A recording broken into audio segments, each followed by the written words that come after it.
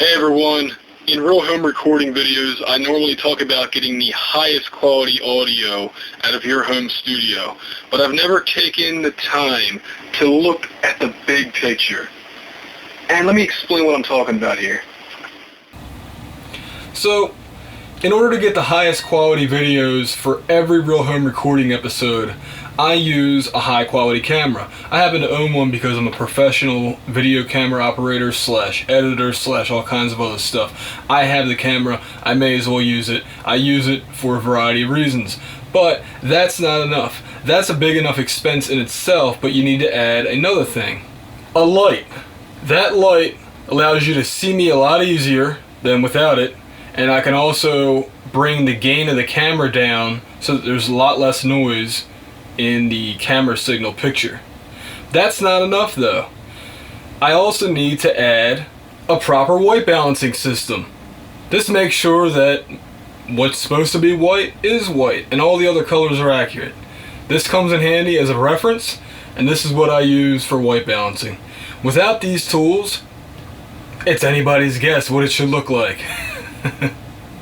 That's not all though. I also need to add a professional quality microphone. You can't just get this thing from Radio Shack. I don't know if you can see it on camera, but it's tiny, it's high quality, it's not cheap, and it allows you to have audio that just sounds good. Crystal clear, there's less echo because it's closer to my mouth, and I can put the camera farther away. Good times. But that isn't all. The final touches. A comb and a razor. You know, it's still not perfect. I don't have a professional makeup and hair crew. I don't have a camera operator to tell me, hey dude, your picture looks crooked, because it does. Oh, and you want to talk about not having everything. Let me show you this.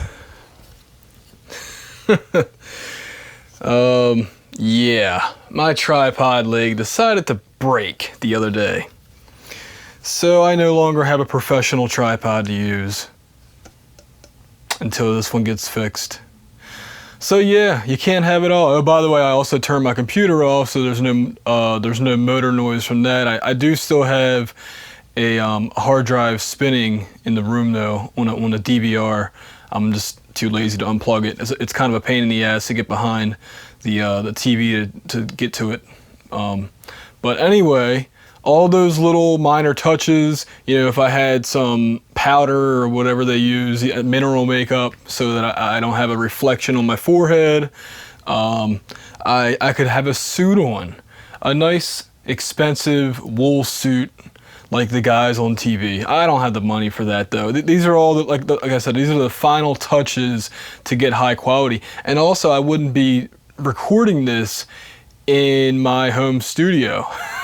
I would have a production set with some nice Kino Flow lights mounted up high.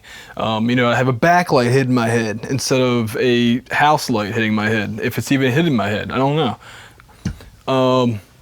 Bottom line is it all worth it? Is the quality worth it? Is the music quality? Not my quality. I mean, these are all things that, again, they're added expenses. I have it because that's what I make money doing. But for your music, do you make enough money to justify all the expensive software, all the expensive microphones, if you have any outboard hardware like compressors, equalizers, preamps? Is all that stuff worth it to spend thousands on if you can't make up the profit for it? The return on investment is what they call it in business. You know, I can justify the cost of that camera, the cost of that light, the cost of this, because that light provides me the ability to capture a video properly in less than ideal circumstances. You know, I don't have that light because I'm going to say this. I have that light because I do a lot of documentary type shooting where there's no time to set up lights on a C-stand and plug them into a wall. I might not even have an outlet to plug them into because I might be shooting outdoors with that camera, you know, at night or in a hallway or something.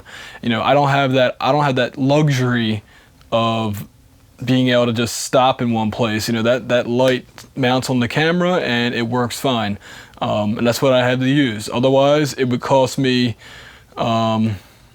I can rent a light kit for like about $150 a day, which is more money than I make, or more money than what I make with each one of these videos. I can't justify the cost. So you got to ask yourself, can you justify the cost of buying something more than an Avid Digibox or whatever, the M-Box I think is what they call them, or a Scarlett 2i2 with a 2-track input that costs like $250 or $200. I don't know what they run these days, but this is adequate gear to get the job done. I suggested this. I don't know if I did it on the Real Home Recording board or somewhere else, but I don't see why we don't just start setting up a cell phone camera or something that you already have. An old video camera would even work, VHS, whatever. Hey, it's analog tape, right? Set that up in wherever you do your band rehearsals and just hit record.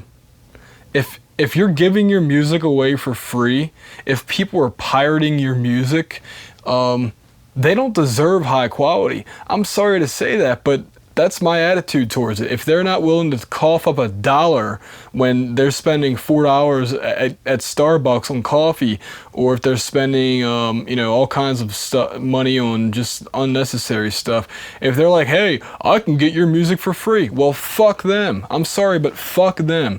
We spend all this time and all this money getting a high quality product, and if we're releasing it with the expectation of getting paid and then somebody pirates it, that's just not cool, man.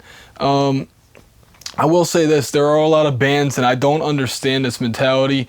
They spend a lot of money getting their music made, and then they just give all their music away for free, and then they're surprised when nobody's buying their CDs. Of course nobody's going to buy your CDs. If everything you have is on Bandcamp or Reverb Nation, why would I download your CD? Even if I like your band, that just doesn't make any sense.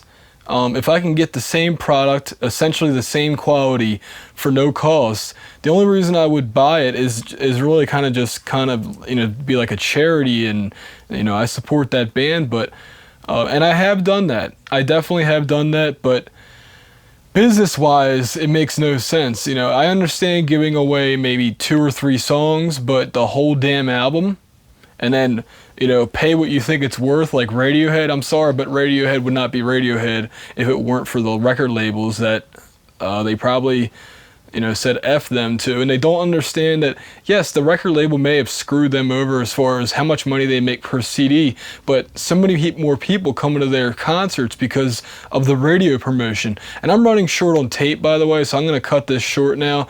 I just want to, you got to sit back and ask yourself, is it worth the expense? Because we get into this mindset of highest quality this and highest quality that. Well, I'm not here to sell you gear. I honestly couldn't care less if the microphone manufacturers or the software makers made any money. I like them guys. They have great products, and absolutely, if you're going for high quality stuff, get them, buy them. But if you can't get the return on investment, screw it. This has been Adam for RealHomeRecording.com.